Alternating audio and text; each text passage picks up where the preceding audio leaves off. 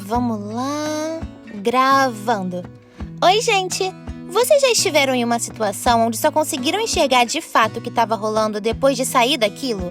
Eu acho que isso é algo bem comum na real, principalmente quando se trata de relacionamentos. Geralmente você acaba aceitando muita coisa, passando pano para outras, mas depois que termina você para e se pergunta: como que eu não percebi que estava tudo errado desde o início? É bizarro, eu sei. E hoje eu vim compartilhar a minha história com vocês e espero que possa ajudar de alguma forma. Seja para identificar um possível relacionamento tóxico que você pode estar entrando aí nesse momento, ou para ficar já com a anteninha ligada, caso comece a se relacionar com alguém que, bom, pode vir a ser uma pessoa escrota e só te dar dor de cabeça. Tá, então agora vamos pra história. Tudo começou no pré-vestibular. Os meus pais me matricularam em um cursinho e lá eu conheci várias pessoas, incluindo Daniel, o abençoado que vai protagonizar a história de hoje. Eu confesso que quando bati o olho nele, pensei: nossa, que bofe gato. Mas tudo bem, né? Ninguém vem com uma placa de aviso na testa escrito: favor, não se aproximar, vou fazer da sua vida o inferno. E assim, eu já havia notado que o Daniel também me olhava muito e, bom, meio que virou uma troca de olhares. Até que um dia a gente começou a conversar, a gente puxou o assunto e foi isso. Inicialmente ele pareceu ser super legal, divertido, bom de papo, enfim, uma pessoa que você conseguiria facilmente passar um tempão conversando. E aí a gente foi se aproximando ao longo dos meses. Estudávamos juntos, conversávamos muito pelo WhatsApp e até que rolou o primeiro encontro. Ele me convidou para lanchar na lanchonete do cursinho mesmo e até que foi bem legal. Como eu disse de início, era super agradável estar com ele. E é claro que eu me interessei e comecei a ficar meio caidinha por aquele bofe.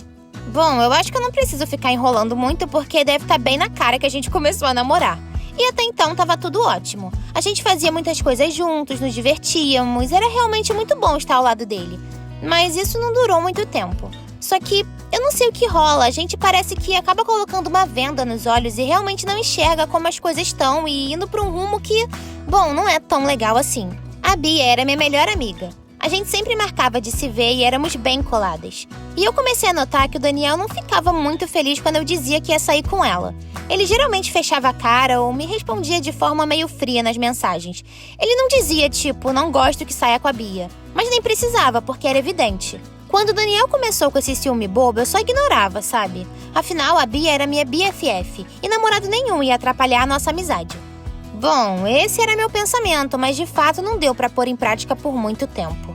Cada vez mais o Daniel se mostrava mais enciumado e começou a dizer coisas como: você prefere sua amiga do que eu, você prioriza mais ela do que eu. Teve uma vez que o bonito teve a audácia de me perguntar com quem eu namorava, com ela ou com ele.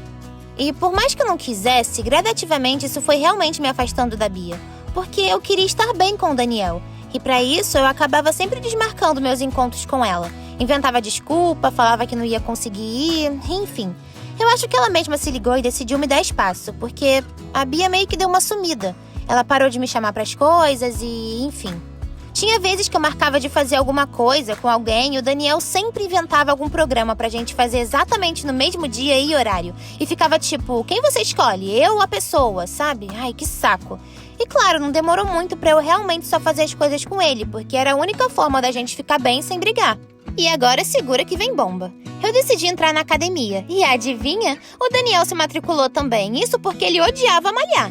E na real, ele só ficava lá de olho em mim e marcava território. Sério, olha bem pra cara dele. Ele lá tem cara de marombeiro? Pelo amor. E gente, sério, que coisa de macho alfa. Sem contar que ele reclamava todo dia das roupas que eu usava. Sério, esse bofe queria que eu fosse malhar como? De vestido longo e casaco? Pelo amor de Deus.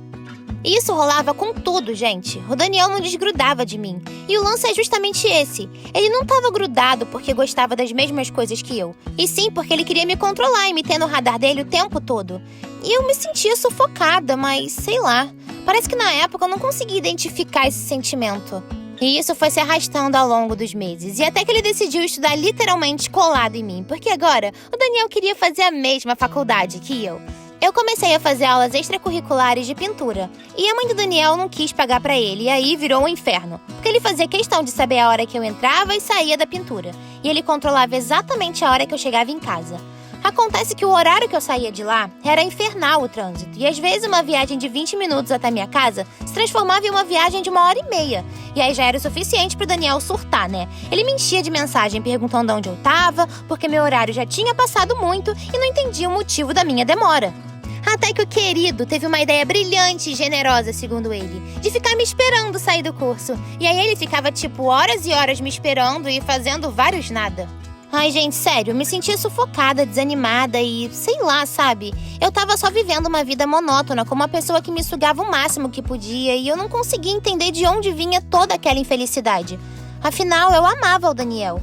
E meio que aquele comportamento dele acabou sendo normalizado de certa forma. Teve um dia que ele simplesmente surtou, e detalhe, no meio da rua, o que já é um mico pra mim. Simplesmente porque um amigo de pintura me convidou pro aniversário dele. Gente, sério, isso foi o suficiente pra sustentar uma briga de um tempão, tipo, ai, no meio da rua todo mundo vendo. O Daniel começou a perguntar quem era aquele cara e por que ele tinha me chamado pro aniversário. Ficou dizendo que era muito estranho e, nossa, sério, um chato. Mas eu me estressei e falei mesmo que ele tava surtando sem motivo. Enfim, ele me deixou em casa, foi embora e a gente foi dormir sem se falar mesmo. Acontece que no outro dia eu acordei com um textão do Daniel, fazendo o drama, dizendo: se você quiser ir nesse aniversário, tudo bem, mas eu gostaria que você me desse mais valor, porque eu faço de tudo por você. E, gente, tinha que ver o drama. E ele conseguiu simplesmente virar a vítima da situação. E adivinha? Eu decidi não ir na festa, porque me deu maior peso na consciência. Eu fiquei me sentindo uma namorada péssima. Olha, o bofe manipulador, ele sabe fazer o trabalho certinho, né? E eu também comecei a reparar uma coisa. O Daniel, ele nunca me incentivava em nada. Tipo, eu comecei um blogzinho sobre estudos e dicas e ele via as coisas que eu postava e começava a rir. Eu até fiquei desanimada de continuar escrevendo porque eu achei que meus textos fossem ruins. E juro, se naquela época já tivesse aquela função do WhatsApp de você tirar que tá online, eu com certeza teria tirado o meu. Porque eu não podia conversar com mais ninguém que ele ficava, tá online há maior tempão e não me responde. Tá falando com quem? Bom, eu e a Bia, a gente tinha se afastado um pouco, mas não cortamos 100% o contato. E ela me ligou, me chamou pra almoçar com ela e eu super aceitei. Porque eu precisava conversar e desabafar e talvez ela pudesse me ajudar de alguma forma.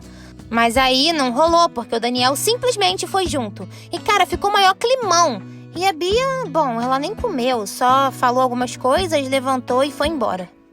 E já que o almoço foi uma completa torta de climão, eu decidi conversar com a Bia por mensagem mesmo.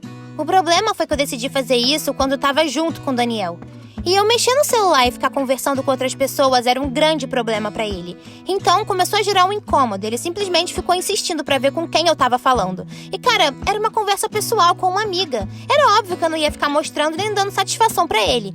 E aí a gente pode somar mais uma briga pra conta. Só que dessa vez o buraco foi muito mais embaixo.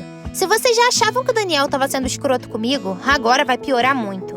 Ele começou a dizer que eu tava conversando com outro garoto, que tava traindo ele, que ele não era idiota. E aí começou a pedir pra ver meu celular, porque ele queria ler as minhas conversas. E aí foi quando ele jogou a bomba. Disse que eu nem era tão bonita assim, que tava comigo por amor mesmo, porque eu era muito mais bonitinha antes. E que agora eu tava feia, acabada, e garoto nenhum ia me olhar desse jeito. E que eu tinha que valorizar muito ele. Eu realmente acho que não preciso argumentar sobre isso, e nem preciso dizer o quanto aquilo me machucou. E a partir dali, tudo virou um caos. A minha autoestima foi parar no chão e, de repente, eu me vi sem brilho nenhum. E eu realmente estava muito mal. A minha mãe começou a notar que tinha algo de estranho e me chamou para conversar. Ela perguntou o que estava acontecendo e se eu estava passando por algum problema. Minha mãe ligou para Bia também, que logo chegou lá em casa. Eu comecei a chorar muito e contei tudo o que eu estava sentindo e tudo que o Daniel fazia comigo. As coisas que ele me falava e, enfim...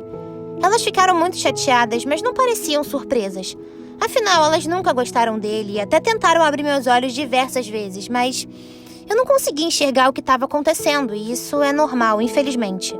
Então elas começaram a me dizer que eu não tinha que normalizar aquilo, que o meu namoro com o Daniel não era saudável e que eu não precisava passar por aquelas coisas, que eu era forte e que nenhum homem deveria fazer com que eu me sentisse menor do que de fato eu era. Bom, a conversa foi bem longa e difícil para mim. Você se dá conta de tudo o que aconteceu e ver aquilo com outros olhos dói. E de primeira a gente se recusa a enxergar de outras perspectivas. Mas é uma dor necessária. Entender que uma pessoa que você via antes como alguém perfeito, na verdade é alguém que só te faz mal, é um processo muito complicado. E pra ser honesta, eu não consegui sair daquele abismo que era meu relacionamento com o Daniel logo de cara. Houve recaídas, novas chances dadas. Era aquele ciclo que a gente já conhece bem. Primeiro te dá um tapa e depois te traz flores. Só que chegou uma hora que eu não queria mais. Não fazia mais sentido pra mim e não tava dando certo. Afinal, ele não iria mudar. Eu demorei, mas consegui sair das garras daquele bofe surtado. Hoje eu posso dizer na real que eu não sinto mais nada por ele e que aquilo foi loucura. Sério, a gente não precisa passar por isso. Bom, essa foi a minha história. Eu espero que o vídeo tenha ajudado ou servido de alerta pra alguém que esteja precisando, mesmo sendo uma história rápida e simples. Uma pessoa que não te respeita e te põe pra baixo não presta. Dá um chute no rabo e põe pra correr, meu amor. Não deixa ninguém apagar o seu brilho. Mas e aí? Você já passou por isso? Me conta aqui nos comentários. Beijinhos!